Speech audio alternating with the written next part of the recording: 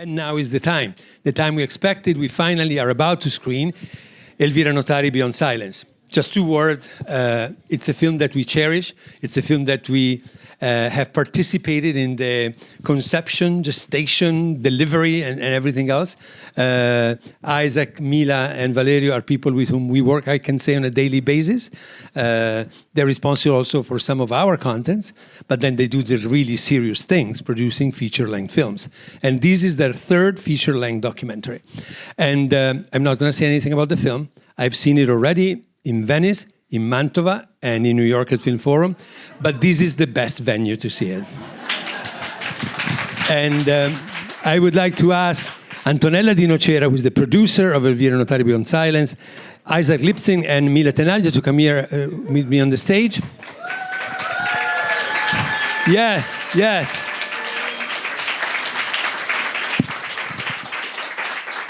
So, do you want to say something? You want to greet? Just greet. First of all, thank you, and thank Casa Italiana. For me, it's the first time I'm here, and I was in New York a long time ago as a student, Fulbright student, but then I never came back. So I'm coming here after 30 years with a film, which I produce, and you will see tonight, so I'm extremely moved. And I thank you also my partners, Owen Film, because Valerio's not here, he's screening the film in Rochester. But I wish you a good vision. We'll talk about it afterwards. We expect to have a little bit of debate. We'll get there. And screening, I agree. Let's go. Grazie, Stefano. So don't go anywhere. After the screening, you're also going to get the Q&A. Thank you. Enjoy. Allow me to introduce our friends that are here with us tonight. As you heard, the director, Valerio Ciriaci, is currently doing a Q&A. Where? Rochester. Where part of the footage comes from, so he had to be there. But we have a very, very good group here with us tonight. We have Mila Tenaglia, that is a co-producer of the film.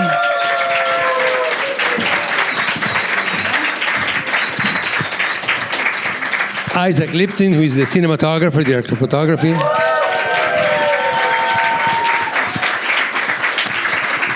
And Antonella Di Nocera, the producer of the film.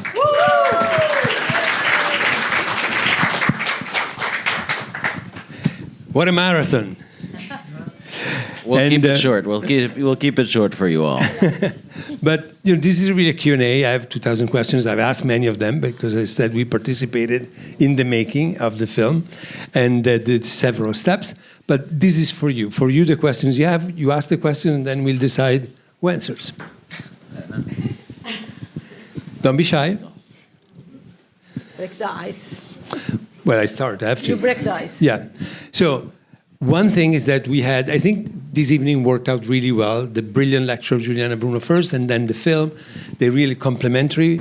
And what I loved, again, about this film is that on top of providing further research into the life and the activity of Elvira Notari, you went to find the seeds that she planted and how they're blooming now in other artists that do other art forms.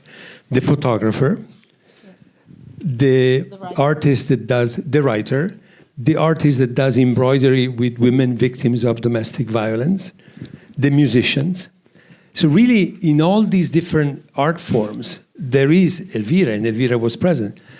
But you didn't commission them, right? It's not that you went to Naples and said, you're going to do photography, you're going to do the embroidery, you're going to do the music. They were people that were already somehow on the trail, and you brought them to light and you included them in this beautiful narrative that is your film. Do you want to tell us something, Antonella? Yeah, actually the film can go on because there will be more and more. The spirit of Elvira Notari is expanding, and in a way the film as well is contributing to it. But the strange thing about this enigma of Elvira is that since the time she was hidden to history and silenced by history, after her death for many long decades, since then there is something special that came out when then she was rediscovered, and it's like this rediscovering is going on and on. So we are part of this movement. We are contributing with this piece of art that Valerio has done brilliantly, and I'm very proud to have contributed to it making it happen because of what you say, that there is a spirit of Elvira in our times as well. She's still speaking to us. Her language, her cinematography is contemporary to us. So there is something in her, in all the artists who have been inspired by her. And we have just met some of them, but I think in this way there could be more and more, because what Elvira represents is, symbolically for me also this project represents, is to give voice to women who have been silenced by history, by society, by men, by power, by politics. And nowadays this is something which belongs to all of us, so there's nothing more to say relating to the fact that Elvira represents a symbol as well for us. And for me, professionally, in this part of my life, in this history, in this moment of the world, even more. Yeah, if I can add, of course, what Antonella is describing is, I think, what we encountered when Valeria and I first started working on this project, and after a while we came into contact with. It wasn't almost a community yet, but there were a lot of people who were ready to talk about Elvira Notari. People who had heard about her didn't maybe know so much. And so there was kind of like this expectation, I think. And then as we started meeting people, Antonella was the first one. You know, this project was born here in New York. And it kind of came to us by chance. We thought this is an incredible story. It connects New York and Italy in this interesting way. We went to Cinecittà, which was our first major partner, and they said, "Well, we need to hook you up with an Italian producer, and ideally a Neapolitan producer." And we were like, "Of course, yes, that's the right way to go." So we were sitting. It was our initial meeting, and they just literally called on speakerphone Antonella. We were sitting in a cafe in Rome. And they were like, "Hey, we have these directors here. I think Antonella would be the right one." And Antonella had been thinking about this for a long time. And so all these other artists that you see, we came to them, "Oh, we're working on a documentary." And every single one of them was like, "Oh, I have this idea that's ready. Oh, I was working on this." So it's kind of just came all at the right time. And including these contemporary voices then also kind of, it came out of a creative challenge, which as you saw, there's so little of Elvira's personality, direct personality. We have 2 photos essentially of her, no writings, this mystery. So we're thinking, how do you give a face? How do you give a person? How do you give emotions to this woman? And it's such an important side. We didn't want to make a dry academic film only. And the answer was, there are a lot of different faces that she's taking on today. She looks different, she sounds different, she means different things to different people, but always very powerfully. And then this documentary became a container for this community of people who were still kind of coming along on this journey. And there's new projects coming out all the time. And Antonella, who is the president of the Comitato, the national committee in Italy, the Elvira Notari committee, is just creating a universe of initiatives that are coming out of this journey. And congratulations for the photography of this film. It's absolutely stunning. And I just wanted to know how challenging it was for you, because basically every artist that comes on board requires you to adjust probably the way in which you're filming, because you're filming people who are taking photographs that have their own set, and you have your own set. And then the embroidery, I noticed that there is sort of a grace in which you go around filming these people, that deserve respect. They're in that place because of specific situations they went through.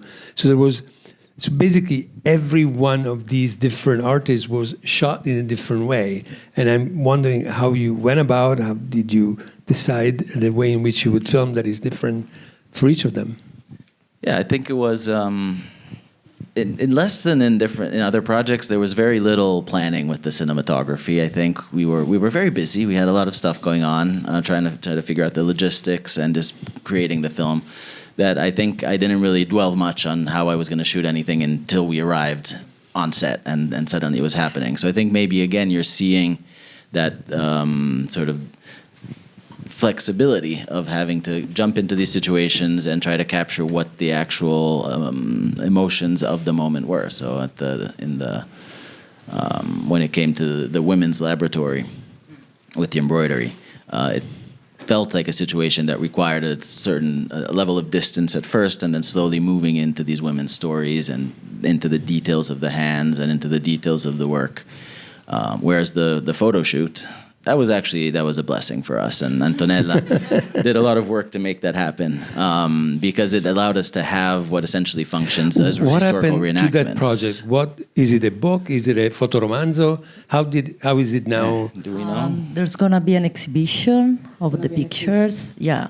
I think Cristina Vattielli made a wonderful job. She always wanted to do something about Elvira Notari. And then when we reached her out, she told us, okay, let's do something. And then we created the logistic, the creative aspects. And now we're going to do something in Naples and in Rome as well. We are going to have, I think, an exhibition with all the pictures. And Teresa Saponangelo, the main actress, she performed a wonderful, wonderful job, like portraying like Elvira Notari, with emotions and all her feminine aspect. So it was more it's like the final goal is an exhibit and possibly a book? Yeah, it's We'll going to see. be, well, with the national committee that we promoted last year. I'm the president of it. It was promoted because last year was 150th anniversary of Elvira. And the final images of the film that you see are shot in Modernissimo Cinema in Italy on the 10th of February 2025. That was the exact day, and it was a birthday party for Elvira Notari. In that date, it was the first time that Naples, but even all of Italy, Italy, the Italian country, it was a civic event. The mayor of Naples gave this award to the memory of Elvira to her grand son, and that was very important, symbolically, again, because it was the first time that Elvira was shown, a film of Elvira was shown to a contemporary audience. It was shown to this great-grandson. It was the first time you could see a film of hers, and plus she had the institutional recognition somehow. So since then, there was an activity starting nationally. The ministry formalized this committee, and we have several scholars and national academy belonging to being part of the committee. Giuliana Bruno is in it as well. So we are working a lot to make film of Elvira's being seen around all over Italy and outside, and we'll do this in the next years as well. And I hope, of course, in partnership with the Cineteca Nazionale, because all the films survived belong to Cineteca Nazionale, which is the National Archive of Film in Rome. Talking about that, Antonella, sorry for the interruption. So remember, tomorrow at 6 p.m., exactly. Film Forum, you have a chance to see Piccerella, one of the surviving films by Elvira Notari, with live musical accompaniment. It's an absolutely unique chance to... It's the one with the final shot of the film where you see her driving away in the car. Yeah, it's the one about the freedom of women. 22. Yeah. Where is it going to be? Film Forum on Houston Street. Yeah. So Have you matured any question in the... Yes, please. Can we get a microphone? Thank you.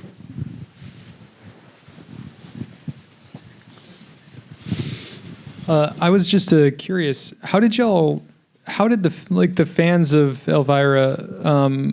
How did they meet? I mean, how did they even kind of come to know each other? Did it come about organically, or was there? I'm the embroidery folks and like the musicians. I'm just curious how it came to be.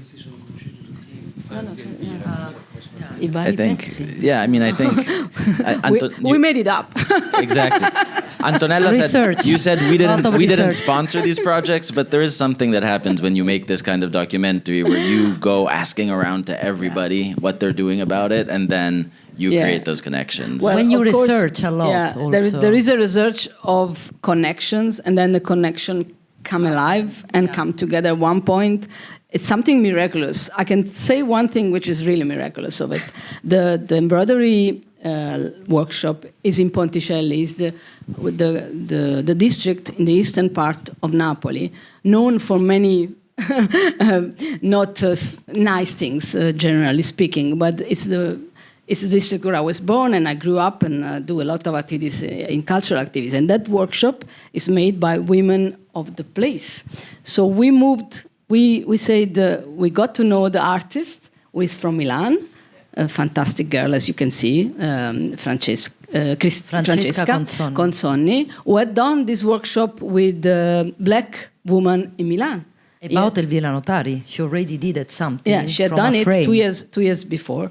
And I said, well, let's try to do it in Napoli. Where do we do it? Oh, we can do it with the girls, Remida girls in Ponticelli, because they work with women from the eastern part, difficult families, and let's see what happens. So we create that.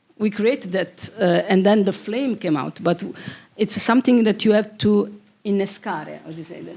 Spark. Yeah, you sparkle it. You have to sparkle. Like the meeting between Cristina and Teresa, I was the one to sparkle it. Cristina didn't know who could be Teresa, but in my idea, Cristina is the photographer. Yeah, Teresa is the actor.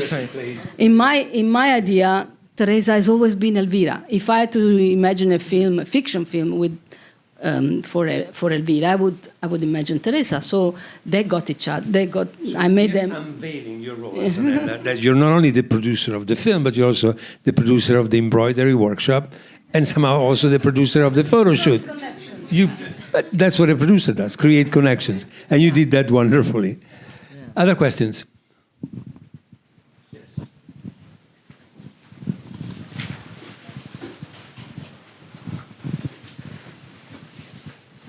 Yes, I have a question about the films that were preserved in the US. Because if of every film, they had 2 copies, one that was not censored to go with the immigrants, to the US, I'm so surprised nothing of that survived. I mean, it's only the 3 films you have in the Cineteca Nazionale and nothing else? We don't know. We That's don't know. The point. It might we still should be research because, more. That's why Giuliana Bruno in the 80s was trying to do a call but for it's it. so amazing. But now with and then internet also, and these 3 films, even those 3 films don't exist in the uncensored. No, there are 3 film reels. And the exactly. documentary fragments and the from Avellino. Yeah. So there are 3. The ones that are conserved in Cineteca Nazionale are... Some of them do have their roots here in the States. So the short documentaries, those were purchased on eBay by the private collector who was in Italy, but they were in Massachusetts in a yard sale or something. And he bought them for $15 on eBay 10 years ago. And we're convinced that there are several of those sitting somewhere in a We're basement. starting the tour for this reason. We're starting the tour to search for more. Probably in some basement, some Italian-American club. We don't know. We don't know which coast or where. But we are sure there are more. Yeah. So there would be highlights of the movie, like to... Mila went around emailing the Italian clubs and I tried my best on the Facebook groups, does anybody have any old film reels? No. We tried. We tried. Yeah. Just before your question, so this is another thing. Every time you come here, as you know, you go home with homework. And so your homework for today is... Spread the voice. First of all, let people know what you saw tonight and the experience you had. Look in your boxes. The lecture and the film, because we still need to have a buzz in the United States for this film to promote it. Social media are a great way to let people know what you saw. It's worth watching. There was the RAI lawyer here. Bruce is still here? No, I think he left. Who represents the catalog of RAI that now holds Elvira for international distribution. No, not international. No, not international? No. Let's talk about it. But let's create a buzz. Something new? Let's, oh, wow. Let's create a buzz. Let people know in the United States what you saw tonight. Because in Italy, there's a great deal of success, circulation. People talked about it. It's very difficult to get into the American fabric. So that's your first homework. The other homework is that if you know anybody that has an archive or that has a basement or that is a film fan, let these people know that they might have a piece by Elvira Notari. So these are your 2 homework. When you go home, or if Julian puts up the slide with the internet information, you can do it while you watch us. You can use your devices here. And please, the question. Yeah, so the scene that was at the George Eastman house, I presume there was some original film there. Was that nitrate stock or acetate or? Yeah, so that is the other reel that was found in Brooklyn, and it was discovered in the basement of the descendants of this guy. What was his name? He was another Italian film distributor here in New York, Clemente Giglio. Giglio. Yeah. So they found this reel, archival. and it was a Santa Notte, a film that had also been found in Italy. So this was now a second copy that they found. It ended up at George Eastman. Nitrate. Right, and yeah, it was a nitrate. It was. And what it definitely had, what was new about it is it had these notes about the coloring. The way that that film has different scenes or different colors, right? That information had been lost in the Italian copy because they had destroyed all of the originals in these purges they did in the 70s because they didn't want to pay for storing these dangerous nitrate films. And they just did black and white copies, and that was that. This one allowed the restoration with the original colors. So it was a collaboration between Eastman and Rome. So it was an original print, but it wasn't colorized. No, it was colored. The one in the United States was colored, so they got the information out to print and color the copy that in Italy, because in Italy was a negative, so they could develop and print. So they do have the nitrate at George Eastman. We could open another chapter about Italian restoration and conservation of films. So Also the link through the ocean between New York, USA, and Italy. So, yeah. I have a film history question. What was she aware of other filmmakers, that the D.W. Griffiths, the Eisensteins, or was she really creating this on her own? Because it's remarkable that she goes from being basically a housewife and seamstress to making these remarkable films. So was she aware of the other silent film directors of that time? I think, as Juliana probably would be the ideal person to answer this, but we can only imagine. The thing is that Naples at that time was not a periphery. Naples was an important city with a very lively and sparkling cultural life. And the interesting thing is that also that films traveled much more then than now.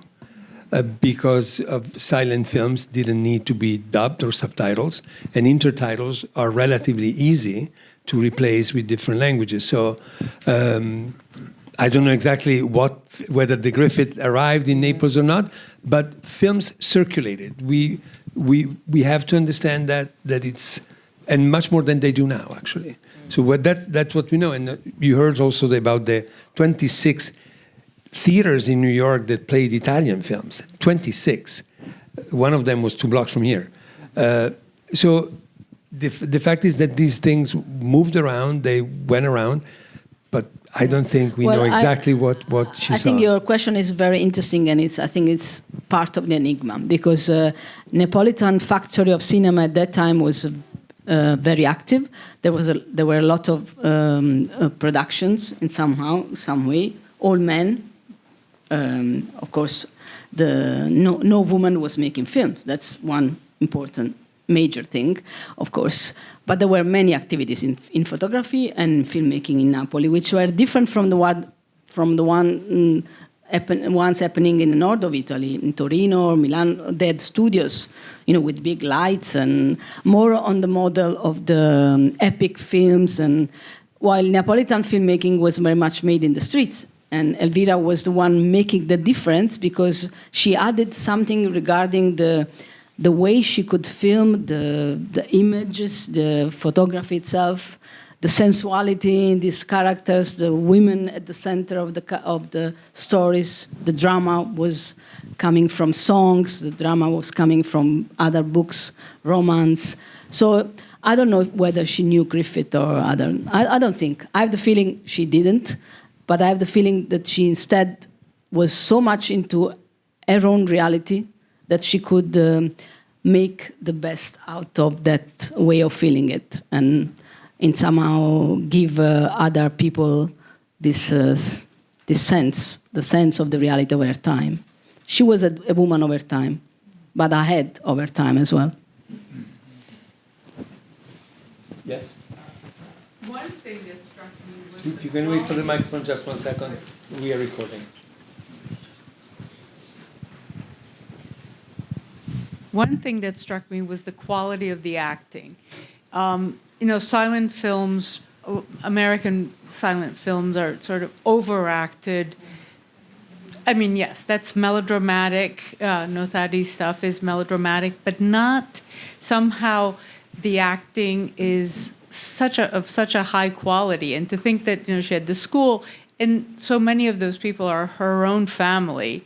It's like, how do you do that? How do you hit those marks she made a lot of films. So we're just saying, I guess over time, but wow. Well, of course, that's it's one of the points of this. The